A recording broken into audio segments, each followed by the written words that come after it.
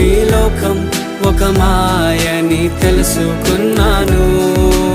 ఏది నా సొంతం కాదనుకున్నాను.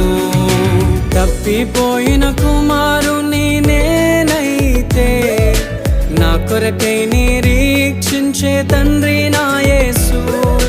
తప్పిపోయిన కుమారుని నేనైతే నా కొరకై నిరీక్షించే తండ్రి నా యేసు.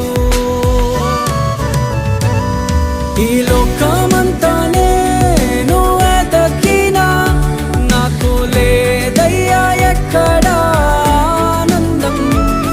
నీ సన్నిధిలో ఒక్క క్షణం గడిపినా నా హృదయం